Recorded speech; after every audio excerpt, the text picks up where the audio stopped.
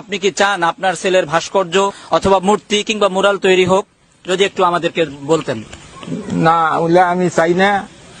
ইসলামী অনুযায়ী যেটা করলে ছেলের সওয়াব হবে, কবরে সওয়াব যাবে বা 10 ভাইয়ের কাজে লাগবে, সেটাই আমি চাই। আপনি মূর্তি চান না? না, আপনি এটা ক্লিয়ার করেন যে আমি মূর্তি চাই না, আমার ছেলের কোনো ভাস্কর্য চাই না। বলেন। আমি কোনো মূর্তি চাই না, আমার ছেলের কোনো ভাস্কর্য চাই না। আমার ছেলের নাম প্রচার করতে পারবে।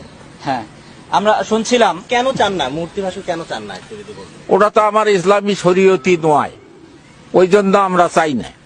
আমার শরীয়তু, আমার ছেলে যেহেতু আপনারাই বলতেছেন শহীদ, সে শহীদের মর্যাদা যেন পায়, সেই কাজ করতে হবে। আপনি কাজ করতে হবে। হ্যাঁ, মানে মূর্তি ছাড়া আবু সাইদকে নিয়ে কি কাজ করলে আপনি খুশি হবেন?